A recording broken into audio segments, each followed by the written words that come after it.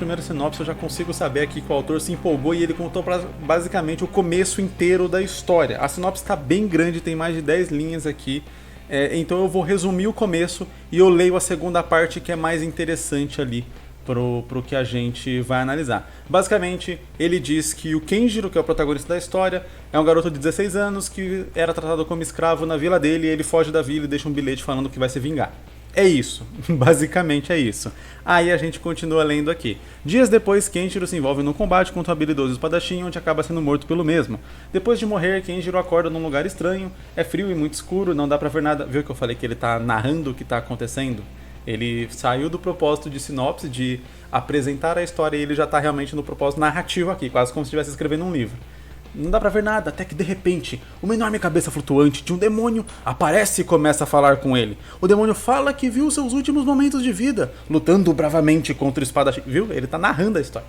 Enfim, então ele propõe um acordo. O demônio diz que se caso Kenjiro beba um pouco de seu sangue demoníaco, ele lhe trará de volta a vida ainda mais poderoso do que ele era antes de morrer. Kenjiro sabe que tem algo de diferente nesse sangue de demônio e quer que o demônio quer que ele beba. Mas como não se importa com nada, ele logo aceita. Depois de tomar meio copo de sangue, o demônio faz uma magia no qual revive Kenjiro. Agora de volta ao mundo dos vivos, a aparência de Kenjiro está totalmente diferente da de um humano comum. Ele está mais demonizado, entre aspas, aqui segundo o próprio autor, fisicamente. E também ele agora possui poderes sobrenaturais que podem matar facilmente qualquer um.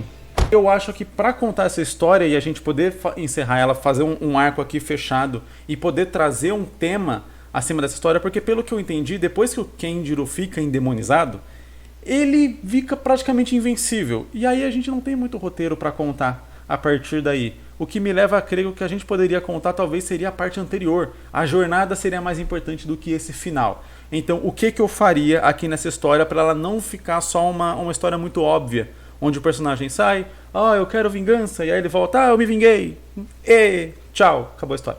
Enfim, para a gente poder ter um aprofundamento maior aqui, o que eu faria? Eu desenvolveria esse passado do Kenjiro, onde ele tem ali uma vida muito ruim e tal, e aí ele sai, escapa daquela vida jurando vingança. De repente, assim que ele sai, ele pode encontrar ali pessoas boas e tal, pessoas que ele se afeiçoa, só que ao mesmo tempo esse desejo por vingança dele faz com que ele não queira ficar ali naquela vila, faz com que ele não queira ficar naquele lugar onde ele encontrou pessoas melhores, pessoas que não tratavam ele como as pessoas da vila tratavam, né? E aí a partir daí ele vai buscando essa vingança, vai buscando se tornar mais forte, não, buscando desafios para ele poder criar, sei lá, um exército, enfim, ele tem que ter um plano claro na cabeça dele, né? Não dá só pra, enfim, ele fala, quero me vingar, vou fugir, mas daí beleza, ele vai fugir pra realizar alguma coisa pra poder voltar e se vingar, seja, sei lá, vou fazer um exército pra voltar e matar todo mundo, eu vou virar um grande bandido pra ter meu bando de bandidos, voltar e matar todo mundo. Então, beleza, a gente tem que traçar um objetivo um pouco mais claro pra ele, um plano de ação, não é um objetivo, o objetivo ele tem, se vingar e matar todo mundo, um plano de ação para que ele possa seguir, a gente possa acompanhar e entender para onde que ele está indo, para o leitor também não se sentir perdido ali na história. E aí eu acho que o que seria interessante seria esse ponto.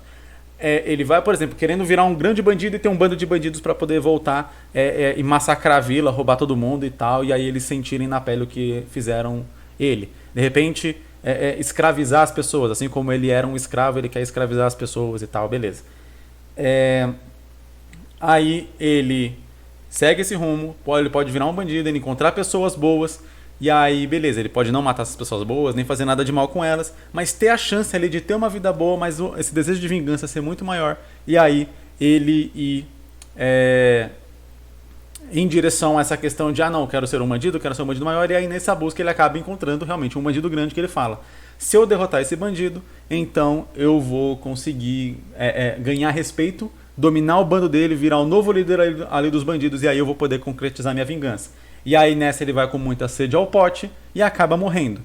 Aí beleza, temos toda essa jornada aí no inferno, tal, ele sendo negócio, nisso já seria perto ali do final da história, porque depois disso não tem muito conflito, não tem muita coisa. O Kenjiro ele já tá ali tomado pelo seu desejo de vingança, ele morreu, então ele tá com mais raiva ainda, com esse senso de tipo, não consegui cumprir meu objetivo e tal. E aí ele aceita, beleza, tomar o sangue, volta endemoniado e chega lá cumpre de repente, né? Beleza, volta. E aí eu tenho umas dúvidas sobre como poderia ser esse final. Eu consigo imaginar duas coisas. Ele volta pro mundo, tá fartão. Aí ele vai lá e mata o bandido que matou ele. Aí ele fala, agora vocês vão seguir a mim e tal. Ele é demôniozão. Vão seguir a mim e tal, e vamos lá pra vila. E aí quando ele vai pra vila, aí eu me divido entre duas possibilidades de final. Uma, onde a vila já teria sido massacrada por outros bandidos, já teria acontecido alguma coisa, e aí o Kenjiro vê que ele não tem mais o que fazer. O grande objetivo dele ali não foi realizado, não tinha nada que ele pudesse fazer, e agora que ele tá um demôniozão na Terra, as pessoas têm medo dele, de repente ele pode encontrar ali a família, as pessoas ali que tinham acolhido ele antes, agora essas pessoas correrem de medo dele, fugirem e tal, e aí ele ficar sozinho e perceber que ele poderia ter vivido uma vida boa ali, mas ele escolheu o caminho errado. Eu acho que esse é um ótimo final. Ou ele pode realmente, de fato, concretizar sua vingança e perceber que não te levou a lugar nenhum, porque beleza, agora ele é isso, sabe? E aí talvez tenha o mesmo lance também de ele ter concretizado a vingança, e aí por conta de ele ter feito esse massacre, as pessoas ali que antes tinham acolhido ele também agora tem medo dele e tal, e aí quando ele de repente vai pra vila pra poder conviver com essas pessoas ou algo do tipo, porque fora a vingança essa era a única outra coisa que ele tinha ali na vida, a única coisa boa que ele tinha na vida, aí as pessoas abandonam suas casas e fogem porque acham que ele vai fazer a mesma massacre que ele fez no outro lá e ele termina sozinho. Em todos esses contextos eu acho que o título A Queda de Kenjiro funciona bem. Ou sei lá, O Caminho do Medo.